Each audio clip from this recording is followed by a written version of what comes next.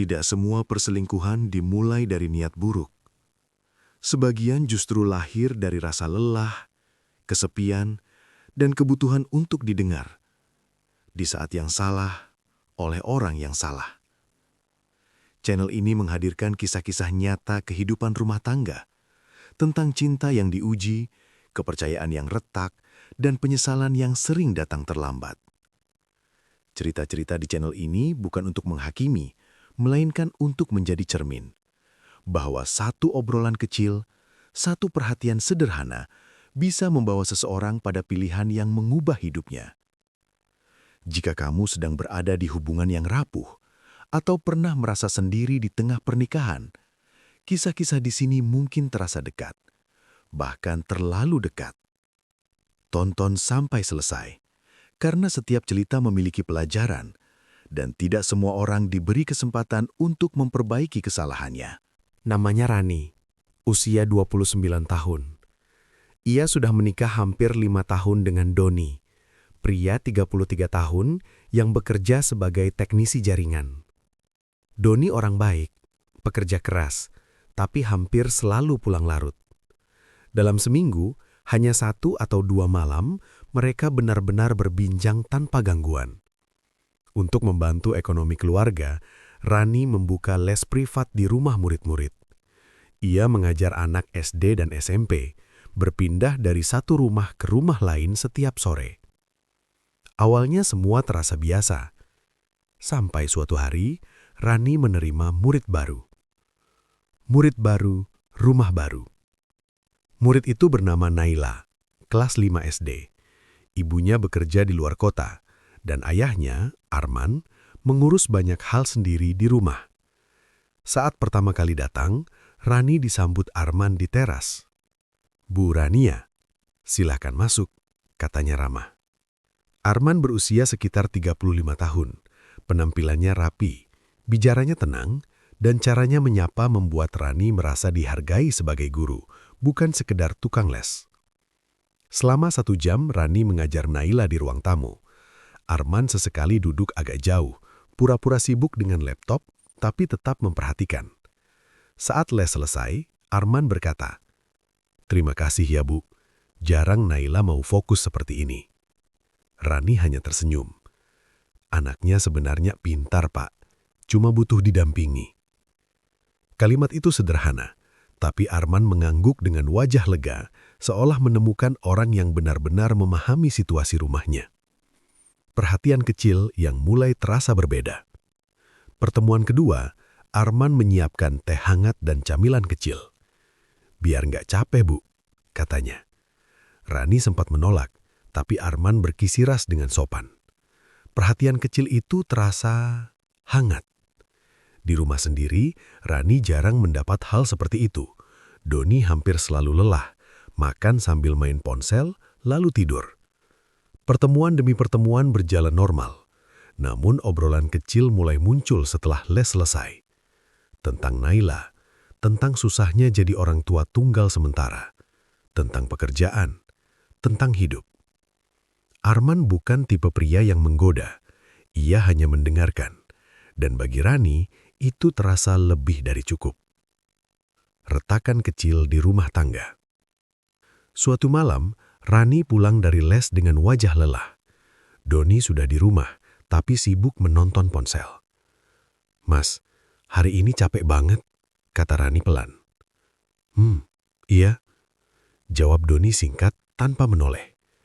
Tak ada pertanyaan, tak ada perhatian. Rani masuk kamar, duduk sendiri, dan tanpa sadar membandingkan. Di rumah murid, ia didengarkan. Di rumah sendiri, ia seperti tak terlihat. Perasaan bersalah muncul, tapi juga kecewa. Pesan yang seharusnya tak ada. Keesokan harinya, ponsel Rani berbunyi. Pesan dari Arman. "Bu Rani, terima kasih ya kemarin. Naila jadi semangat belajar. Saya jarang lihat dia seperti ini." Rani membaca pesan itu lama. Ia ragu membalas, tapi akhirnya menjawab singkat dan profesional. "Sama-sama Pak, saya senang bisa membantu." Seharusnya berhenti di situ. Tapi malamnya, Pesan lain masuk. Bu Rani kelihatan capek belakangan ini. Jaga kesehatan ya. Kalimat itu sederhana, namun jantung Rani berdetak lebih cepat. Ia tahu ini mulai tidak wajar. Ia istri orang lain. Arman juga pria berkeluarga. Tapi perasaan diperhatikan itu sulit diabaikan. Tatapan yang tak sengaja tertangkap. Pada pertemuan berikutnya, saat Naila ke kamar mengambil buku, ruang tamu mendadak sunyi. Arman dan Rani duduk berhadapan. Tatapan mereka bertemu lebih lama dari seharusnya. Tak ada kata, tak ada sentuhan, namun udara terasa berat. Rani segera menunduk, pura-pura merapikan tas. Dalam hatinya ada suara kecil berbisik. Ini salah, tapi kenapa terasa nyaman? Dari kejauhan, Naila kembali ke ruang tamu. Semua kembali normal. Namun sejak saat itu, sesuatu sudah berubah. Malam itu Rani duduk di kamar sendirian. Ia menatap ponselnya, menunggu pesan baru, lalu merasa bersalah karena menunggu. Di sisi lain kota, Arman menatap layar yang sama. Ragu menulis, tapi tak bisa berhenti memikirkan. Sementara Doni tertidur pulas, tanpa tahu bahwa di rumahnya sendiri, jarak emosional sudah mulai tercipta. Dan ini baru permulaan. Sejak pertemuan itu, Rani mulai merasa tidak tenang setiap kali ponselnya berbunyi. Ia tahu seharusnya tak berharap apa-apa, namun hatinya selalu bereaksi lebih cepat dari pikirannya. Pagi itu, saat Doni berangkat kerja tanpa banyak bicara, ponsel Rani bergetar. Pesan dari Arman. Bu Rani, nantilah seperti biasa jam 4 ya. Naila dari pagi sudah nanya. Rani tersenyum kecil. Ia membalas seperlunya. Iya Pak, seperti biasa. Namun beberapa menit kemudian, pesan lain masuk. Kalau nggak keberatan, habis les kita bisa ngobrol sebentar. Ada yang mau saya tanyakan soal Naila. Kalimatnya masih terdengar wajar, tapi Rani tahu ini bukan sekadar soal pelajaran. Obrolan yang melewati batas guru dan orang tua. Sore itu, les berjalan seperti biasa. Naila mengerjakan soal, Rani membimbing dengan sabar. Namun kali ini, Arman duduk lebih dekat. Sesekali ikut menimpali. Dulu saya juga susah di matematika. Setelah 1 jam, Naila pamit ke kamar. Rani mulai merapikan buku, berniat segera pulang. Namun Arman berkata pelan, Bu Rani, boleh saya jujur? Rani mengangguk, sedikit tegang. Kalau nggak keberatan, habis les kita bisa ngobrol sebentar. Ada yang mau saya tanyakan soal Naila. Kalimatnya masih terdengar wajar, tapi Rani tahu ini bukan sekadar soal pelajaran. Curhat yang mulai terasa pribadi. Obrolan berlanjut. Tentang Arman yang jarang bicara dengan istrinya, tentang Rani yang merasa seperti hanya pelengkap di rumahnya sendiri. Rani sempat berkata, masalah rumah tangga itu seharusnya disimpan sendiri, Pak. Arman tersenyum pahit. Iya, tapi saya nggak tahu lagi mau cerita ke siapa. Kalimat itu menekan hati Rani. Ia sadar, posisi mereka mulai tidak seimbang. Ia bukan lagi sekadar guru les, namun ia tetap duduk, tetap mendengarkan. Dan itulah kesalahan kecil yang terasa sepele, tapi berbahaya. Perubahan sikap yang mulai disadari. Doni memperhatikan Rani lebih sering menatap ponsel. Kamu kenapa belakangan sering senyum sendiri? Tanya Doni. Rani kaget. Ah, enggak. Capek aja. Ia berbohong, dan itu membuat dadanya sesak. Pesan dari Arman datang hampir setiap malam, tak lagi soal Naila. Tentang pekerjaan, tentang kesepian, tentang hal-hal kecil yang seharusnya tidak dibagi dengan orang lain. Rani mulai menunggu pesan itu. Dan saat tak ada, ia merasa ada yang kurang. Pertemuan yang terlalu nyaman. Di pertemuan les berikutnya, hujan turun deras. Rani hendak pulang, tapi Arman berkata, kalau nunggu hujan reda dulu, nggak apa-apa kan, Bu? Rani ragu, namun ia duduk kembali. Mereka berbincang ringan, tertawa kecil. Untuk pertama kalinya sejak lama, Rani merasa didengar tanpa dihakimi. Saat hujan reda, Arman berkata pelan, "Bu Rani itu orang baik." Kalimat itu membuat Rani terdiam. Ia ingin pergi, tapi kakinya terasa berat. Tak ada sentuhan, tak ada kata berlebihan. Namun di dalam diri Rani, batas yang dulu tegas mulai memudar. Rasa bersalah yang tak menghentikan. Di rumah, Rani menangis diam-diam. Ia tahu ini salah. Ia istri orang. Ia guru. Namun hatinya terlanjur merasa nyaman. Sementara itu, Arman duduk di ruang tamunya sendiri menatap kursi kosong tempat Rani biasa duduk. Ia sadar, perasaannya mulai melampaui rasa terima kasih. Dan di antara dua rumah tangga yang rapuh, sebuah hubungan yang seharusnya tidak ada, mulai tumbuh. Tak ada ciuman, tak ada pelukan, namun batas sudah bergeser. Dan ketika batas kabur, kesalahan besar biasanya hanya soal waktu. Sejak sore itu, Rani mulai mengatur ulang jadwal les tanpa sadar. Ia memilih datang sedikit lebih awal ke rumah Arman, bukan karena Naila memintanya, melainkan karena ia ingin suasana yang lebih tenang sebelum anak itu selesai mandi atau bermain. Rani tahu ini salah, namun ia tetap melakukannya. Dan kesalahan sering dimulai dari hal kecil yang terasa tak berbahaya. Tatapan yang tak lagi netral. Sore itu, Naila belum pulang dari rumah temannya. Arman menyambut Rani sendirian. "Masuk dulu, Bu. Naila sebentar lagi." Rani ragu, tapi ia masuk. Mereka duduk di ruang tamu. Tak ada pembicaraan penting, hanya obrolan ringan yang terasa terlalu nyaman. Tatapan Arman tak lagi seperti ayah murid kepada guru. Ada perhatian yang lebih dalam, lebih lama. Rani menyadarinya, dan untuk pertama kalinya ia tidak menghindar. Ia membalas tatapan itu walau hanya sesaat. Jantungnya berdetak keras, tangannya dingin. Saat itu ia tahu, batas telah dilewati, meski tanpa sentuhan. Perhatian yang terasa spesial. Setelah Naila datang dan les berlangsung seperti biasa, Arman tak lagi duduk jauh. Ia sesekali mendekat, menanyakan hal kecil. "Bu Rani sudah makan?" Pertanyaan sederhana, tapi membuat Rani gugup. Tak pernah Doni menanyakan itu dengan nada seperti ini. Saat les selesai, Arman memberikan amplop kecil. "Ini tambahan, Bu. Anggap saja bonus karena Naila makin rajin." Rani menolak. "Terlalu banyak, Pak." Arman menyenang. "Saya ikhlas." Rani akhirnya menerima, dan disitulah hatinya mulai goyah. Perhatian yang dibungkus kebaikan seringkali lebih berbahaya daripada rayuan terang-terangan. Kebohongan pertama di rumah. Malam itu, Doni bertanya, "Les sampai malam ya?" Rani mengangguk cepat. "Iya, muridnya minta tambahan."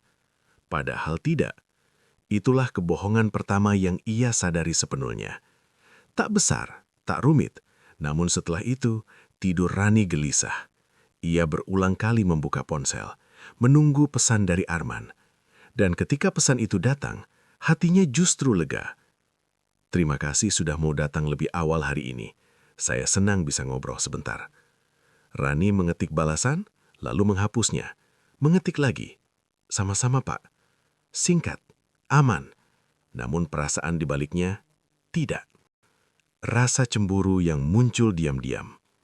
Di pertemuan berikutnya, seorang perempuan menunggu di teras rumah Arman. "Temannya Naila," kata Arman singkat. Namun Rani merasakan sesuatu yang tak seharusnya ia rasakan. Cemburu. Ia merasa tak nyaman, padahal ia tak punya hak apapun. Saat les, konsentrasinya buyar. Ia lebih sering melirik ke arah teras. Saat perempuan itu pergi, Rani baru bisa bernafas lega. Dan disitulah ia sadar, perasaannya telah berubah menjadi sesuatu yang berbahaya. Hati yang terbelah. Di rumah, Rani mencoba lebih perhatian pada Doni, menyiapkan makan malam, mengajak bicara. Namun Doni tetap sama, singkat, lelah, jauh. Rani merasa sendirian meski duduk bersebelahan. Dalam hatinya muncul pembenaran-pembenaran kecil. Aku cuma ngobrol. Aku nggak ngapa-ngapain. Aku berhak merasa diperhatikan. Pembenaran itu membuat rasa bersalah mengecil dan keberanian untuk melangkah sedikit lebih jauh mulai tumbuh. Tak ada pelanggaran besar yang terjadi. Namun, tatapan sudah berbeda. Perhatian terasa eksklusif dan kebohongan pertama telah diucapkan. Dan biasanya, setelah kebohongan pertama, yang berikutnya akan lebih mudah. Rani mulai menyadari satu hal. Ia menunggu hari les di rumah Arman lebih dari hari-hari lainnya. Ia bangun lebih rapi, memilih pakaian dengan lebih hati-hati. Bukan mencolok, tapi pantas. Dan itu yang justru membuatnya merasa bersalah. Ia terus meyakinkan diri, ini cuma profesional. Namun hatinya tahu, niatnya tak sesederhana itu. Pertemuan yang mulai direncanakan. Suatu sore, Arman mengirim pesan. Bu Rani, Naila pulang agak telat hari ini. Kalau Bu Rani datang lebih awal nggak apa-apa, kita bisa mulai pelan-pelan. Rani membaca pesan itu lama. Ia tahu, kita di kalimat itu bukan hanya soal pelajaran. Ia hampir menolak, namun jarinya bergerak lebih cepat dari pikirannya. Baik Pak, saya datang. Saat itu, ia sadar, ini pertemuan yang disengaja. Obrolan yang tak lagi netral. Naila belum pulang. Ruang tamu terasa sunyi. Arman menyuguhkan kopi, bukan teh seperti biasa. Bu Rani minum kopi? Sedikit, jawab Rani. Mereka duduk berhadapan. Arman berkata pelan. Saya sering kepikiran, seharusnya saya jaga jarak. Rani terdiam. Tapi setiap Bu Rani datang, rumah ini terasa lebih hidup. Kalimat itu menusuk sekaligus menghangatkan. Rani menunduk. Kita harus hati-hati, Pak. Arman mengangguk. Iya, saya tahu. Namun, tak satu pun dari mereka berdiri atau mengakhiri obrolan. Jarak dijaga dengan kata-kata, bukan dengan tindakan. Sentuhan yang hampir terjadi. Saat Rani hendak berdiri, cangkirnya hampir jatuh. Arman refleks memegang tangannya. Hanya sebentar, sangat singkat, namun cukup membuat keduanya terpaku. Tak ada yang segera melepaskan. Detik itu terasa panjang. Rani menarik tangannya perlahan. Maaf, katanya cepat. Arman menarik napas. Iya, maaf. Namun wajah mereka memerah, dan batas yang rapuh semakin menipis. Kebohongan yang mulai disusun. Di rumah, Doni bertanya, kok lesnya sering nambah jam? Rani sudah siap dengan jawaban. Muridnya minta. Tak ada ragu di suaranya. Kebohongan kini bukan lagi kecelakaan, tapi alat untuk melindungi sesuatu. Doni mengangguk tanpa curiga. Dan itu membuat Rani semakin berani. Perasaan yang tak bisa dikendalikan. Arman mulai mengirim pesan di luar jam wajar. Bukan setiap hari, namun cukup sering untuk membuat Rani merasa istimewa.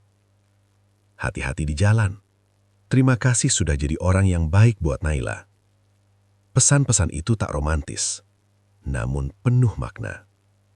Rani mulai menghapus notifikasi, menyembunyikan ponsel, mengatur jarak palsu di rumah sambil mendekatkan diri di tempat lain. Rasa tak nyaman dari orang ketiga. Suatu hari, Naila berkata polos, Bu Rani, ayah sering nunggu ibu pulang dari les. Rani tersenyum kaku. Anak itu tak tahu apa-apa. Namun kalimat itu membuat Rani sadar. Perhatian Arman sudah terlihat dari luar. Ia mulai takut, tapi juga tak sanggup berhenti. Pertemuan kini tak lagi kebetulan. Jarak dijaga dengan kata-kata, bukan dengan tindakan.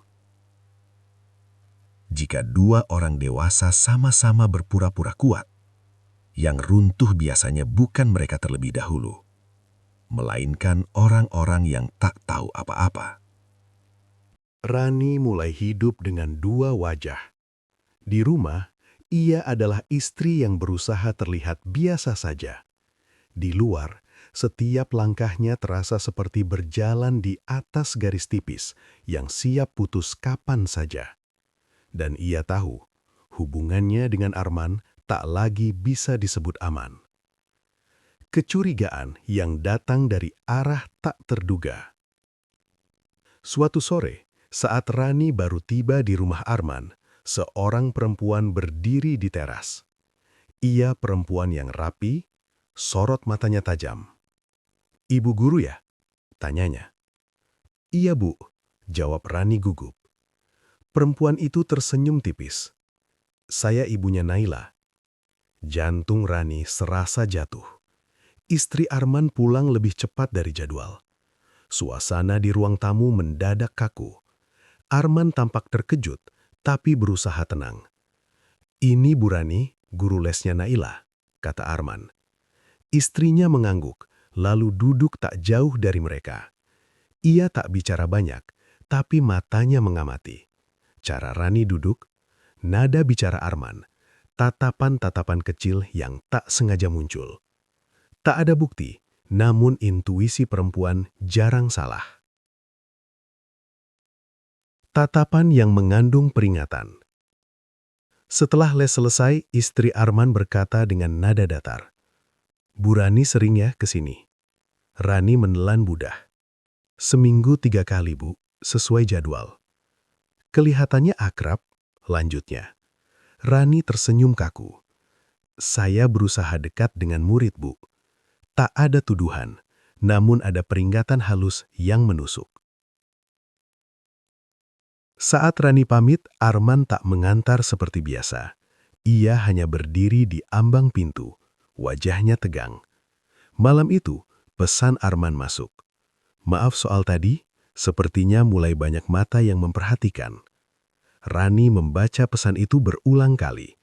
Ia tahu artinya, mereka mulai terlihat. Tekanan dari dalam rumah sendiri. Di rumah, Doni juga mulai berubah. Ia tak lagi cuek. Ia mulai bertanya, "Kamu belakangan sering pegang ponsel. Ada apa?" Rani tersenyum cepat.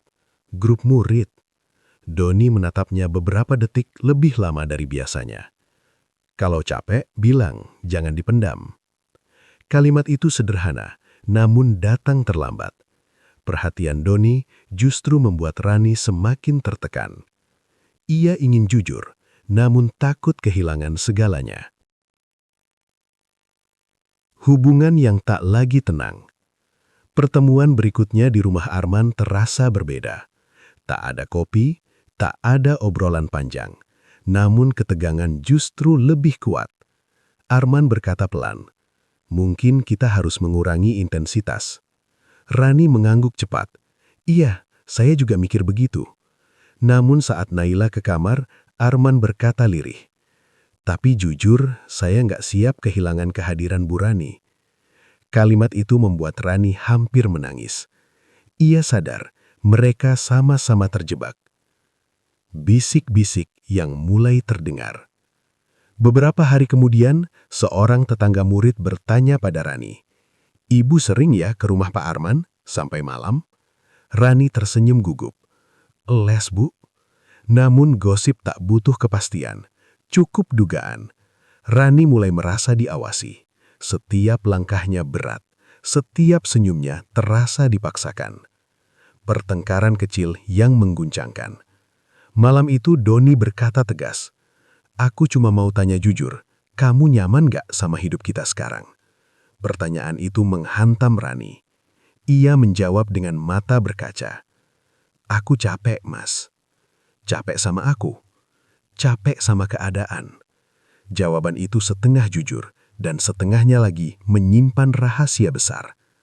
Rahasia itu belum terbongkar, namun baunya sudah tercium. Tekanan datang dari rumah Arman, lingkungan sekitar, dan rumah Rani sendiri. Dan Rani mulai sadar, hubungan yang dimulai dari kenyamanan ini tak lagi memberinya rasa aman. Rani tak lagi bisa tidur nyenyak. Setiap kali memejamkan mata, yang muncul bukan wajah Doni, melainkan tatapan Arman yang penuh kebimbangan. Ia sadar ini sudah bukan soal nyaman atau tidak. Ini tentang keputusan. Dan keputusan yang ditunda terlalu lama biasanya diambilkan oleh keadaan. Permintaan yang mengubah segalanya. Suatu sore, Arman mengirim pesan singkat.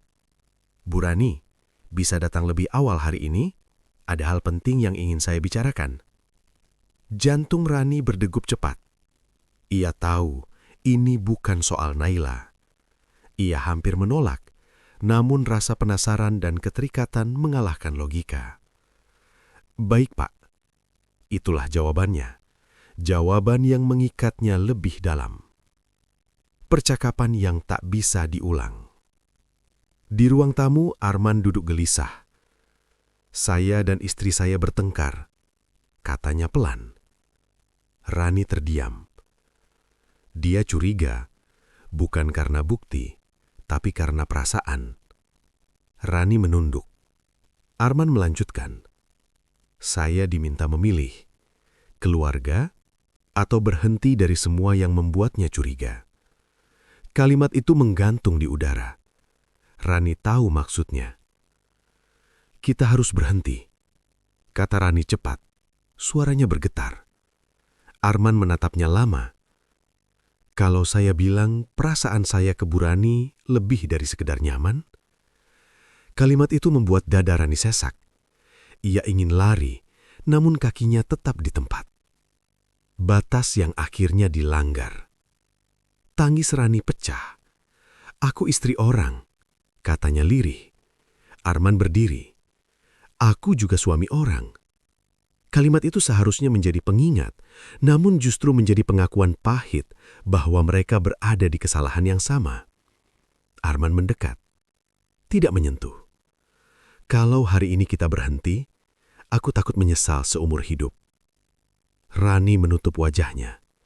Tak ada ciuman, tak ada pelukan, namun jarak di antara mereka hilang. Dan disitulah batas paling berbahaya dilanggar, yaitu batas dalam hati. Pilihan yang menyakitkan. Rani berdiri lebih dulu. "Kita harus akhiri ini, sekarang." Suaranya tegas, meski matanya basah.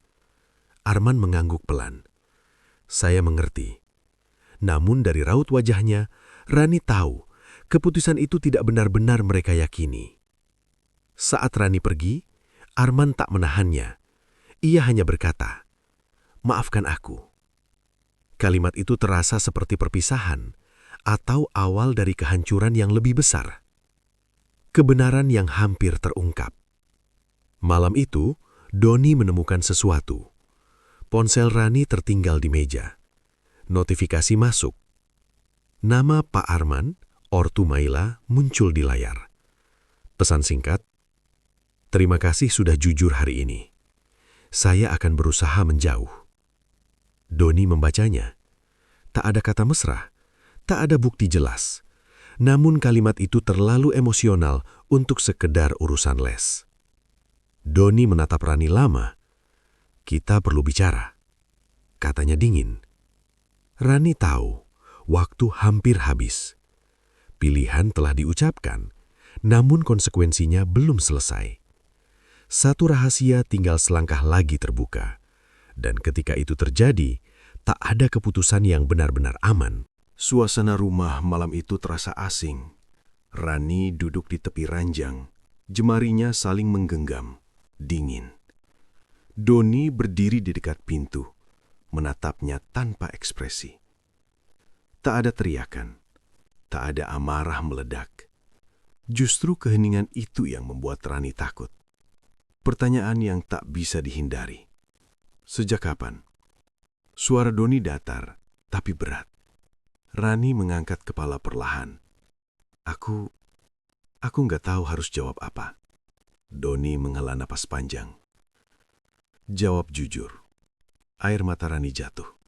Belum lama. Dan gak seperti yang Mas pikirkan. Katanya terbata. Lalu seperti apa? Doni mendekat. Kalau bukan apa-apa, kenapa pesannya seperti itu? Rani terdiam. Diamnya adalah pengakuan. Pengakuan yang menghancurkan. Rani akhirnya bicara. Tentang obrolan. Tentang perhatian. Tentang rasa nyaman yang seharusnya tidak ia terima dari pria lain. Aku nggak selingkuh secara fisik, katanya cepat. Tapi aku bohong. Aku menyimpan perasaan. Kalimat itu membuat Doni terduduk. Jadi selama ini, katanya lirih, aku hidup sama orang yang hatinya sudah dibagi. Tangis Rani pecah. Aku salah, Mas. Aku lemah. Tak ada pembelaan lagi. Tak ada alasan yang bisa membenarkan. Luka yang tak terlihat tapi dalam. Doni tidak memaki, tidak memukul meja. Ia hanya berkata pelan. Yang paling sakit bukan soal kamu dekat sama dia, tapi kamu memilih cerita ke orang lain, bukan ke aku. Kalimat itu menusuk lebih dalam dari teriakan manapun. Rani menutup wajahnya. Ia sadar, ia bukan hanya menyakiti Doni, ia merusak percayaan. Dampak yang menjalar ke rumah lain. Di tempat lain, Arman juga menghadapi kehancurannya sendiri. Istrinya menunjukkan pesan yang selama ini ia kumpulkan diam-diam. Ini bukan kecurigaan lagi, katanya dingin. Ini kenyataan. Arman tak membantah. Ia hanya duduk tertunduk. Aku tak pernah menyentuhnya, katanya lemah. Tapi kamu memilih orang lain untuk mengisi ruang yang seharusnya milikku, jawab istrinya. Tak ada teriakan. Namun kalimat itu cukup untuk meruntuhkan segalanya. Anak yang merasakan perubahan. Naila menangis malam itu. Ayah sama ibu kenapa? Tanyanya polos. Arman tak sanggup menjawab. Di rumah Rani, keponakannya yang sering main bertanya. Tante kenapa sering sedih? Tak ada yang benar-benar tahu. Namun semua merasakan. Perselingkuhan emosional mungkin tak meninggalkan bekas di tubuh. Tapi dampaknya menjalar ke semua arah. Keputusan yang menggantung. Doni berkata akhirnya, aku butuh waktu. Ia tidak pergi. Namun ia juga tak memeluk Rani. Jarak itu terasa lebih menyakitkan daripada perpisahan. Rani mengangguk. Ia tak berhak memaksa. Di hari yang sama, Arman dan istrinya sepakat tinggal terpisah sementara. Bukan cerai. Namun tak lagi utuh. Tak ada kemenangan. Tak ada yang benar-benar bahagia. Yang ada hanya kejujuran yang terlambat, luka yang terlanjur dalam, dan penyesalan yang tak bisa ditarik kembali. Dan di tengah kehancuran itu, Rani dan Arman sadar, hubungan yang mereka kira tidak sejauh itu, ternyata cukup untuk menghancurkan banyak hal. Waktu tidak langsung memperbaiki apapun. Hari-hari setelah pengakuan justru terasa lebih berat. Rani dan Doni tinggal di rumah yang sama, tapi seperti dua orang asing. Tak ada pertengkaran, tak ada suara tinggi, hanya jarak yang dingin. Hidup setelah kejujuran. Rani berhenti mengajar di rumah Arman. Ia menolak murid baru, mengurangi jadwal. Bukan karena diminta Doni, tapi karena setiap buku pelajaran mengingatkannya pada kesalahan yang ia buat. Doni mulai pulang lebih cepat, namun bukan untuk mengobrol. Ia duduk diam, memikirkan ulang semua tahun yang telah mereka lewati. Kamu masih mau bertahan? Tanya Rani suatu malam, dengan suara gemetar. Doni menatapnya lama. Aku belum tahu, jawabnya jujur. Jawaban itu lebih menyakitkan daripada kata tidak. Kehilangan yang tak terlihat. Rani kehilangan banyak hal sekaligus. Kepercayaan suaminya, rasa hormat pada dirinya sendiri, dan ketenangan yang dulu ia anggap sepele. Ia sering terbangun malam, menangis tanpa suara. Bukan karena rindu pada Arman, melainkan karena ia sadar perhatian yang ia cari seharusnya ia perjuangkan di rumahnya sendiri. Akhir dari 2 rumah tangga yang rapuh. Arman dan istrinya akhirnya memutuskan berpisah sementara. Bukan karena satu kesalahan besar, tapi karena luka kecil yang dibiarkan tumbuh. Arman menulis pesan terakhir pada Rani. "Saya harap Bu Rani bahagia. Maaf karena saya ikut menjadi bagian dari luka ini." Rani membaca pesan itu tanpa membalas. Ia tahu, membalas hanya akan membuka pintu yang seharusnya ditutup selamanya. Pilihan paling berat. Beberapa bulan berlalu, Doni akhirnya berkata, "Aku mau kita coba perbaiki, tapi pelan.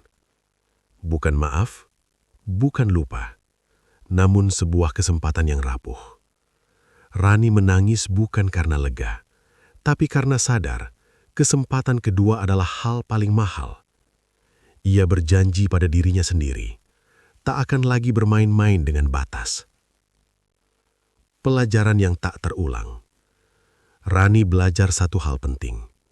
Perselingkuhan tidak selalu dimulai dari sentuhan. Kadang dimulai dari didengar, dari dimengerti, dari perasaan nyaman yang salah tempat. Dan ketika hati mulai terbuka untuk orang lain, rumah tangga perlahan tertutup. Kini, Rani masih mengajar, masih menjadi istri, masih belajar memaafkan dirinya sendiri. Namun ia tahu, luka itu akan selalu menjadi pengingat bahwa satu kesalahan kecil, satu kebohongan ringan, bisa menjadi pelajaran terbesar dalam hidup. Dan tak semua orang diberi kesempatan untuk memperbaikinya.